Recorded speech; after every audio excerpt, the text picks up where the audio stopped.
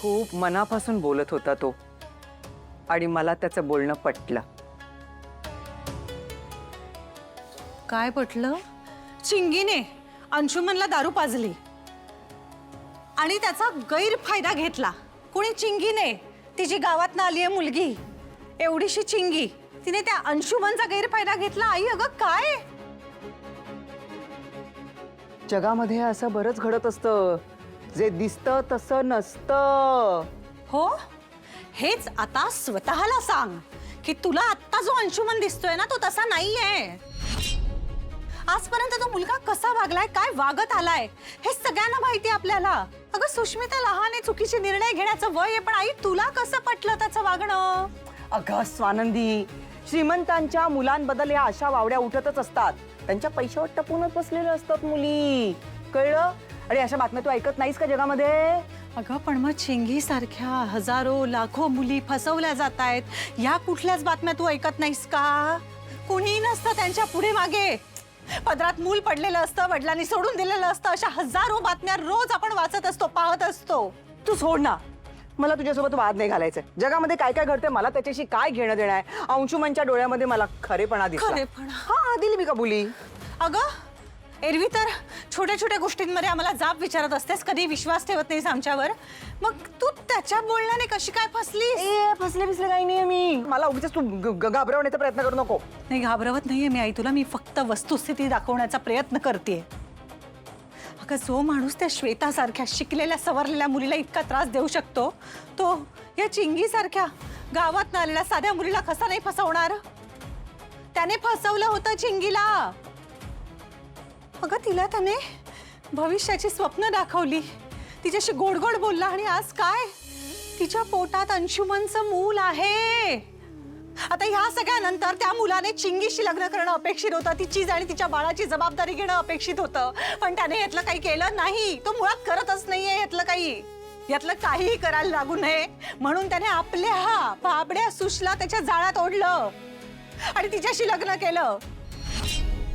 झाला ना, त्याचा हेतू साध्य झालेला आहे. हाय, काय केलं त्याने?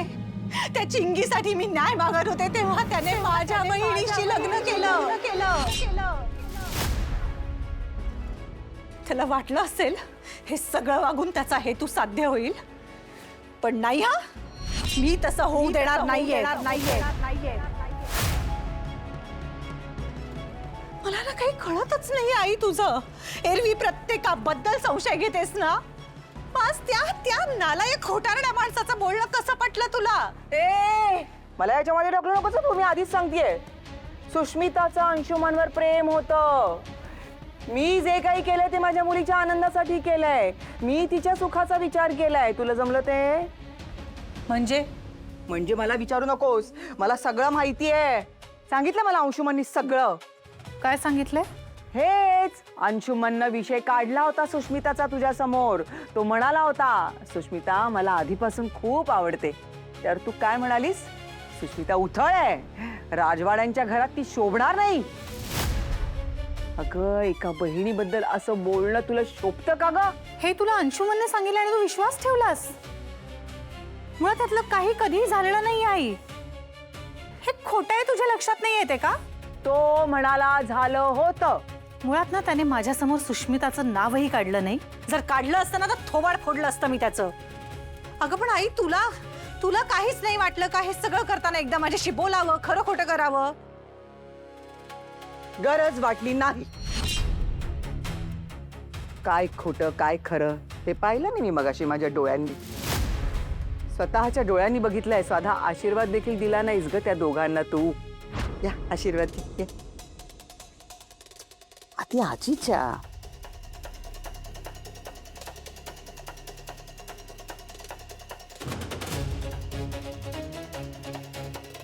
अरे, अखंड सौभाग्यवती भव, सुखी रहा.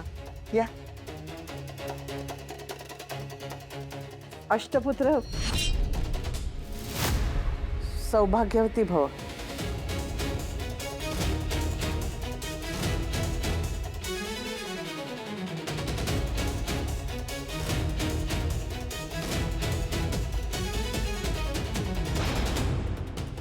कारण सांगू कारण तुला तुझ्या बहिणीचं सुख बघवत नाहीये.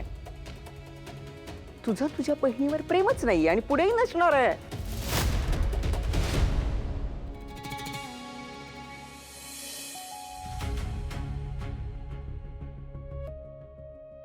बाबा चहा घ्या. नाही नको. अहो बाबा, तुम्ही सकाळपासून काहीच खाल्लं नाही, ऍटलीस्ट चहा तरी घ्या ना. नको रे, म्हणजे तोंडाला चव नाही माझ्या. आय नो, पण हे घ्या. माझ्यासाठी तुम्हाला चहा प्यावाच लागेल. घ्या.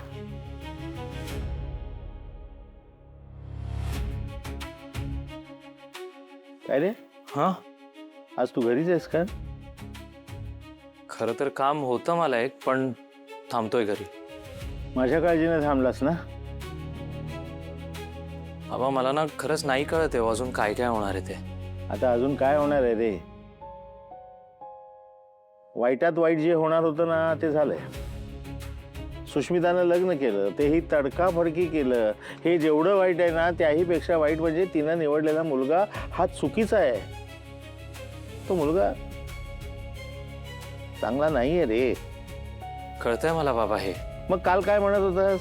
हा बाबा, आता काही बोलू नका, ते दोघं सज्ञान आहेत, त्यांनी लग्न केलंय, कशाला म्हणत होतास हे सगळं? हो बाबा, मला सांगा आता बोलून कायच होणार आहे? म्हणजे आपण त्यांना सपोर्ट केल्यासारखंच नाहीये का हे? नाही बाबा, आपण त्यांना सपोर्ट करतोय असं नाहीये, पण हे बघा ना, त्यांचं लग्न आता ऑलरेडी झालंय. आता ते लग्न झालंच नाही असं नाही प्रिटेंड करू शकत ना आपण.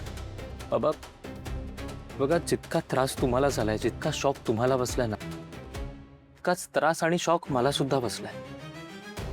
पण कुणाला तरी ह्या सगळ्या गोष्टींकडे असं तटस्थपणे बघावंच लागणार आहे ना. तो मुलगा अंशुमन मला कधीच पटला नाही. मला नेहमी प्रॉब्लेमॅटिकच वाटला. पण काय करणार बाबा, आता केलंय सुष्मिताने त्याच्याशी लग्न. मलाही काही समजण्याचं झालं रे. तिनं हे लग्न का केलं, कसं केलं, कशासाठी केलं? इतक्या दिवसात हे आपल्या कोणालाच कसं काही कळलं नाही रे. कारण बाबा असं आपण कधी विचारच केला नाही ना.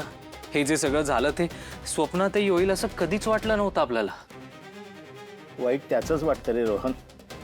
आपलीच माणसं आपल्या पाठीमागे काय काय उद्योग करत असतात हे आपल्याला सुद्धा कळत नाही. कधी कधी मला वाटायचं मी